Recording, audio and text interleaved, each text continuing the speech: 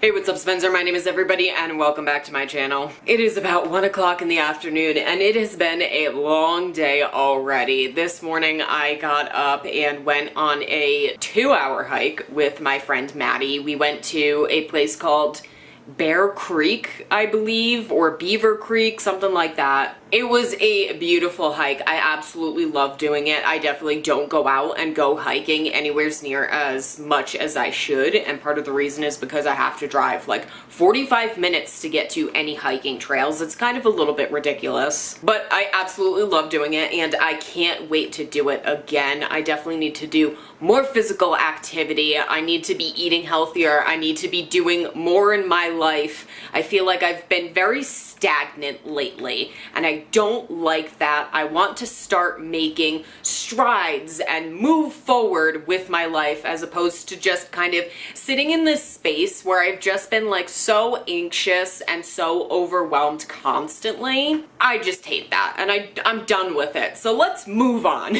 For today's reading vlog, what I am going to be focusing on is I have been in such a mood to read sci-fi books. So that's really what I want to focus on today is I want to get a couple of sci-fi reads and I want to be able to focus on getting those done. I actually don't really have like a lot of sci-fi on my TBR and I kind of want to change that. Sci-fi is a little bit more difficult for me to get into because there is usually so much new stuff happening in a sci-fi story that I will be overwhelmed and I'll get confused and I will miss a bunch of things because usually in a fantasy, like at least there are if every fantasy is different, there is a different world, but there will still be things that will be familiar and similar between them. One, we're usually in like a Earth type world. We usually know what things like vampires and elves and dwarves and stuff, we're familiar with all of that.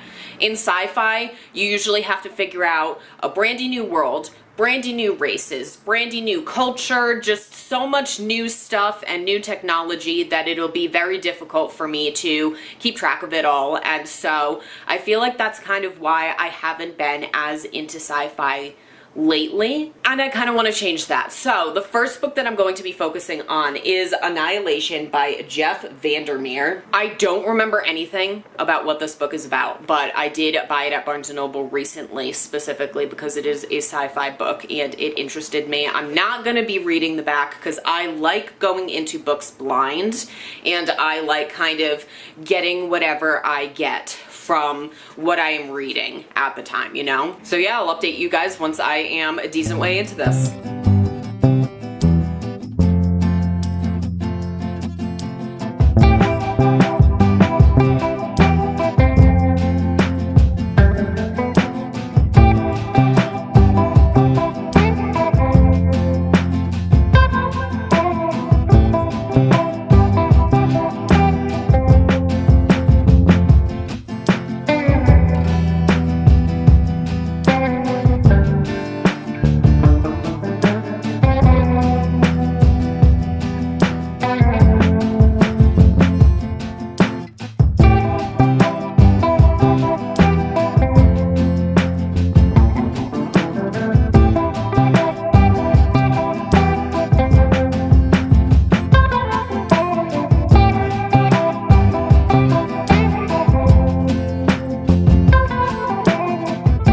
So I'm now about 65 pages or a third of the way through Annihilation. And this is an interesting story so far. So it follows a woman, we don't even know her name. Everybody in this story, there are 4 characters, all go by their title instead of their name. So there's the biologist, the surveyor, the psychologist, and they're traveling into a space called Area X, where apparently a lot of really weird things have been happening.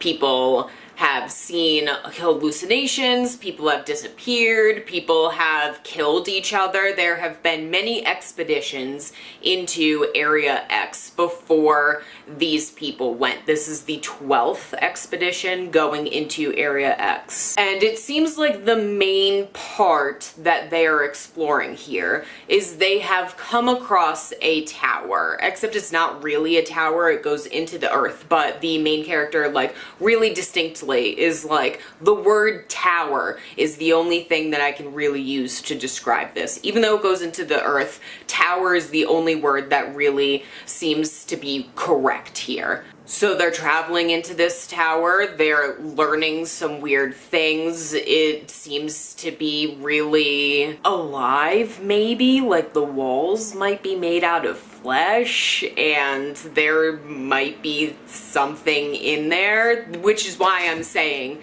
that this feels a lot more like horror than it does sci-fi. There are a lot of different weird and questionable elements going on here, and it's definitely freaky, and I am into it because I want to know more about what's going on. Apparently this is the first book in a series, a trilogy, which is interesting to me because it is so short. You would think that you could kind of put all 3 books together. I mean, this book is only not even 200 pages, so it's a little interesting to me that they decided to break it up into 3 books, but I really like what's going on so far, and I am interested to see what the hell is going on with this freaky tower. I am getting like Junji Ito vibes from what's going on here. Like, that's what I am really feeling right now. So I am loving it and can't wait to finish the rest of it.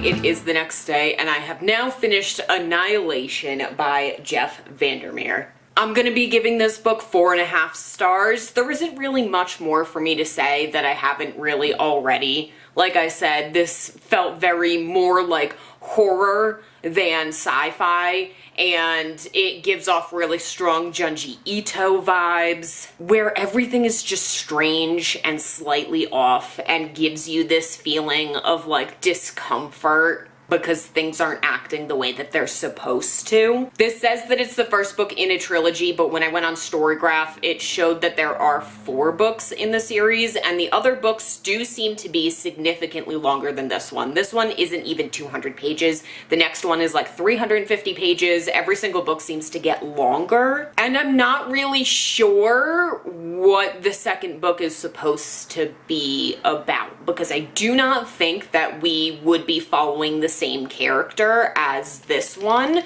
This book like covers a expedition that is going into Area X, so I don't know if the next book is going to be covering like the next people who go on an expedition into Area X, or if we do happen to be following this main character. Either way, I am gonna be reading it because it was so intriguing, so interesting, and I really do want to see what else is going on because there are a lot of unanswered questions going on here. Alright, and the next book that I'm going to be starting is A Half-Built Garden by Ruth Anna Emrys. Again, I don't remember what this book is about, and I don't want to read the back. I want to go into it blind and see what is going on with it, but I do think that this one is going to have more sci-fi vibes than the one that I just read. Right here on the cover, we can really see the earth, and it is surrounded by a dandelion, not flower, but like whatever the white part is. So I do think that this might be more in the genre of what I am trying to do for this vlog. So let's start this one, and then once I have an idea about what it's about, I'm gonna come and check in with you guys and we'll talk about it. Switching things up by filming in the kitchen. Wow, what is he gonna think of next? So I am now about 60 pages into A Half-Built Garden, and I am really enjoying this one so far. So the premise of this story is it takes place in 2083, and our main character gets an alert that there is some weird ecological stuff going on. So she takes her daughter and her wife and heads out to see what is up, and comes across a spaceship and has first contact with a new alien species that says, hey, we've been to a whole bunch of other planets, we're looking for other, like, civilized, intelligent creatures, and we want to help them out because we know that the trend of people who really develop technology, they usually end up, like, completely destroying their planet, and obviously that's the direction that you guys are headed in, so you guys really need to leave your planet, and we're gonna help you out by giving you the technology and anything else that you might need in order to start traveling through the stars and to kind of leave your planet behind. And our main character is like, no, we don't want to do that. Like, we want to have a good relationship with you guys and stuff, but we're not just going to abandon our planet. We've made efforts and strides towards taking care of our planet and improving things, and we want to continue on this path of taking care of our planet and restoring nature. And, like, yeah, we want to do, like, space travel and, like, all sorts of interplanetary stuff, but we're not going to completely abandon the Earth. We still want to be here and interact with our home planet and all this stuff. So that's kind of the entire premise, is there is a huge debate going on between this new species that has said, like, hey, we've seen several other races kill themselves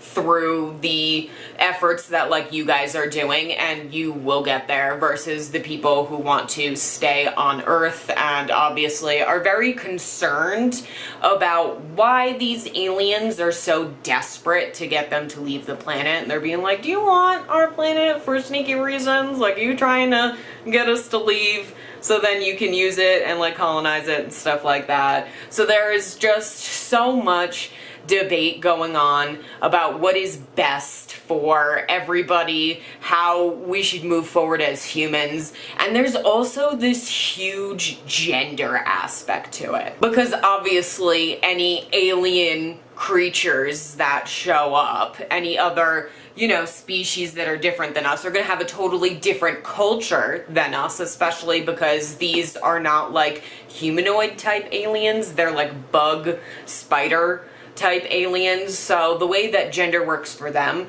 is very different than the way that it works for us. And so there's a whole entire aspect of being like, well, how much should we be suppressing in order to have, like, good societal relationships with these people who we've just met, and how assertive should we be about these types of things? Like, how much is gonna become like something that may turn offensive? We don't want to start a war, but obviously we still want to preserve our views of the way that things should work and all sorts of stuff. So there's just so many different conversations that are happening in this book, and I am loving it so much. I still have quite a bit to go. Like I said, I'm only 60 pages in, and this is a 340 page book, so I still have quite a way to go. But I'm really excited to see what happens, because a lot's been happening in the first 60 pages,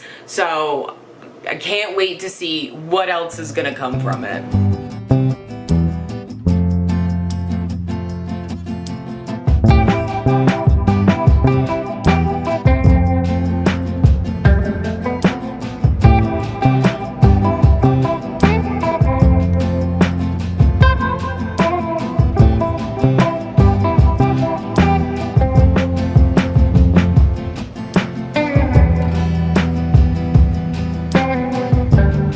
I'm now about 135 pages into A Half-Built Garden, which is almost halfway.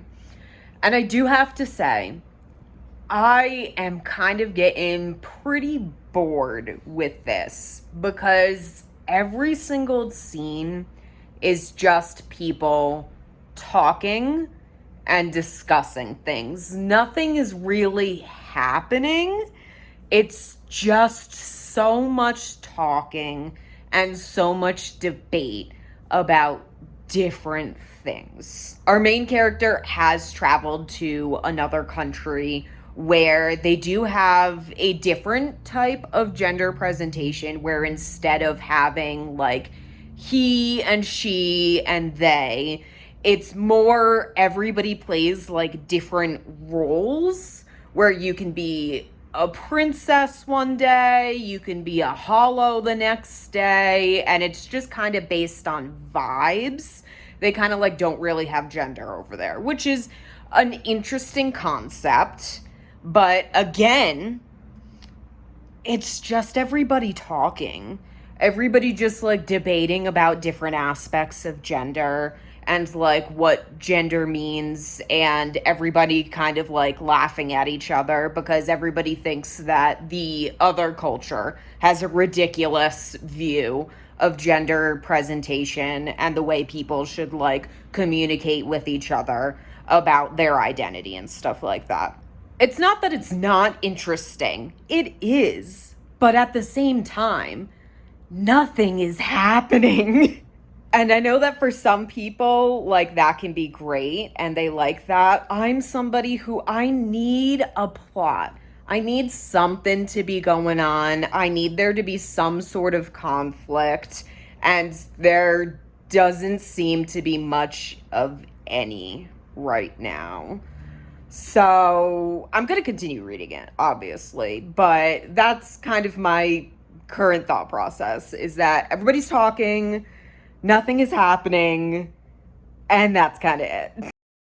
It's a good thing that I got this as an audiobook from my library, because there would have been no way I would have been able to get through this without the audiobook. I'm giving this book 2 stars. Oh my god, it was so boring. Nothing happened throughout the entirety of this book. There was no stakes. There was no conflict. All it was people talking about stuff all the time, but at the same time, not talking about anything, because we were constantly bringing up gender and relationships, but at the same time, our main character, Judy, would refuse to like expound on these things and explain it to these new people who are encountering them for the first time, because that's rude, you can't ask that, and would pull the same thing that like a lot of people do with like children or autistic people, where we're just stating a societal rule, a societal expectation,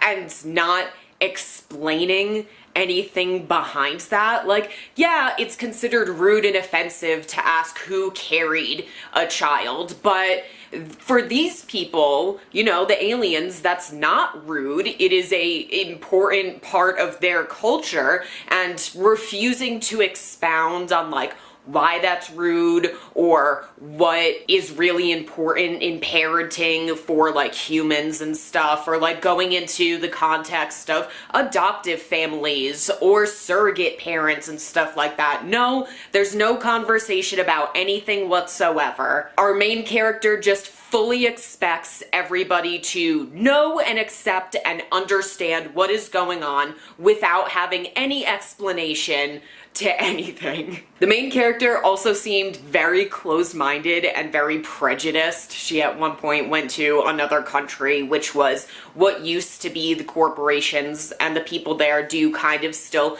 believe in capitalism, and obviously, like, I'm not super into capitalism and stuff, but at the same time, like, instead of viewing this as, like, a new thing that she could just be open to, because the way that they do gender there is roles, instead of having, like, set he, she, they, it's kind of like these different roles that you can play. She was just flat out like, that's not real, that's fake, that was something that capitalism came up with just so they could have an excuse to sell you guys more outfits, which is so invalidating. And yeah, there is probably like an element to truth there, but you can't just completely say that people's gender expression or the way that they decide to interact with gender is wrong just because you think that there's like a kernel that it started from that isn't fully the best. Like, there's so much more nuance behind it than just that. And our main character refuses to talk about things so much that she gets into a sexual relationship with an alien, but also like doesn't talk to him enough to know how old he is, and later on fully admits that she could have just had sex with a child. So like, this book was so much nothing, where people are always talking but they're not saying anything, and it was so boring, and I just was not about it at all. So yeah, 2 stars. The last book that I'm going to be reading for this vlog is Halfway Human by Caroline Ives Gilman. I have read a sci-fi by her before, and I was super into it. Obviously, I have already started this one. I'm about 75 pages into it, and it's okay. It's a little bit slow. What happens so far is our main character, Val, is called down to a health clinic where apparently they found somebody who had tried to end their life but wasn't successful with it, and the clinic healed them, and then found that this person is asexual, non-binary. I'm not sure what would be the best word for it, because this is a alien who never ends up developing any sort of sex characteristics. There is no penis, there is no vagina, there is no breasts, there is just fully nothing. And something that's a little bit about it so far is that this was published in 1998, but they are referring to this person as an it, and they do recognize the fact that it is typically considered a offensive pronoun. Some people do like to use it, but in general it is considered an offensive pronoun, and states that there is no other pronouns that they could possibly be using. They have to call this person it, because there isn't any other pronouns out there, which is a little bit silly for me, because yes, this was published in 1998, but we've been using singular they since like the 1200s. So to insist in this futuristic world that there is no other pronouns out there except for he, she, and it. What?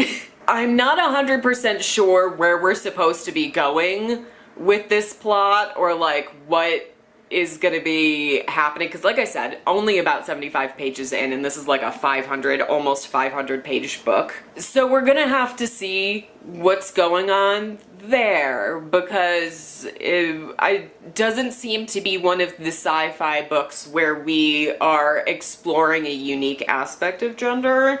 It seems to be one of the ones where for some reason we're pushing the gender binary and insisting that people who don't fit into it are bad or wrong somehow. Hopefully that's not gonna be like the conclusion to this, but I don't know. It's a little bit iffy so far, and I gotta get further into it.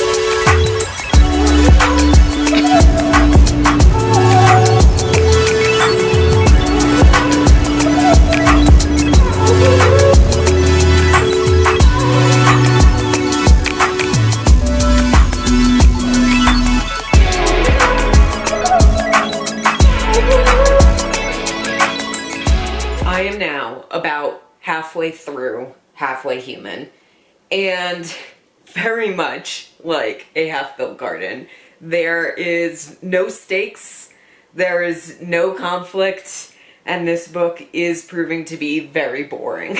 90% of this is Val sitting and listening to Tedla talk about what it is like to be a third-gendered person in its culture, and the way that being a third-gendered person makes it subhuman, not at all human, actually. In its culture, it's not considered human unless you have some sort of genitalia. And basically all it talks about is how it is expected to serve gendered people, and thus spends a lot of time talking about learning to wash the dishes and do chores and clean things, and that's really about it. Once in a while, we will have a scene that seems to actually be saying something, like when Tedla is putting on clothes and is talking about how all the clothes are extremely gendered and how everything is really sexualized, and the reason why Val doesn't really notice it is because she is just so entrenched in this culture that it's just kind of goes over her head. But besides that, there isn't much of anything. Most of what's happening, I'm like, why does this matter? What is the relevance to this? It doesn't really seem like anything is happening. The culture that Tedla grew up in is like 95% similar to our culture, so it's not like it's doing things that are new and unique and there are all of these like interesting cultural aspects. No, things are pretty much the same. And I am very disappointed. I read Caroline Ives Gilman's book Dark Orbit a couple of years ago, and I absolutely loved it. It was so good. I put quite a few of her books, including this one, on my TBR because Dark Orbit was so good, and I am probably going to take those books off because now reading this, I'm very disappointed in this. What is this? It's just very basic. Like, I can think of so many other books that basically do the same thing, where there is one group of people that is considered subhuman or not as good as the other group of people, and thus they are treated as servants or slaves or just made to do all of the dirty work, while all of the other people get to have a fun time. Nothing about this is new, transformative. There isn't much conversation really happening. I'm just so bored with this, and I still have another like 240 pages, and I don't know, hopefully maybe stuff will start happening now because we're kind of like catching up to where Tedla like currently is in the timeline, so we can't be doing flashback stuff for much longer. Stuff has to start happening soon, right? I hope so. Oh my god, I am just want to be done with this by now.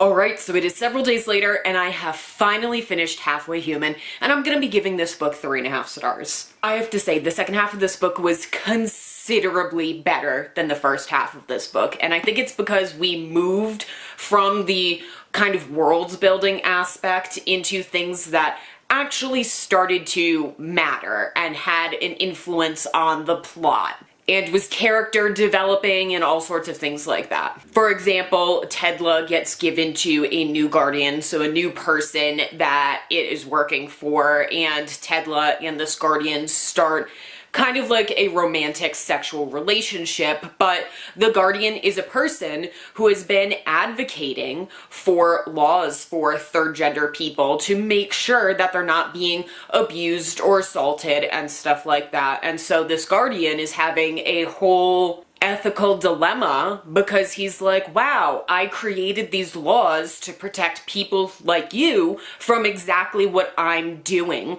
right now. Like, what does that make me? I feel like this relationship is like a legit relationship, and like I'm not trying to do anything to prey on someone, and yet I am violating the very law that I work to create. There were also several scenes in which men and women would be standing around debating about whether third gender people deserve to have rights, whether they're smart enough to make their own decisions, or whether they continue to need guardians to guide them and stuff. And it felt very reminiscent of the abolition movement, where these people are talking about whether another group of people deserve to have rights or deserve to have a say in how they are treated while being served by them, and not actually including these people in the conversation and asking them what they want. So yeah, the second half of this book was pretty good. If you can get through the first half, then the second half is pretty well. The ending was a little bit iffy for me. I mean, it seemed a little bit like a cop-out, an easy ending, but yeah, I did enjoy it and I thought that it was good. Alright, so that's the end of my sci-fi reading vlog. If you have made it all the way to the end, thank you so much for sticking around. If you like this video, make sure to like, comment, and subscribe for more like it. But besides that, I hope that you stay safe and have a fantastic day. Bye.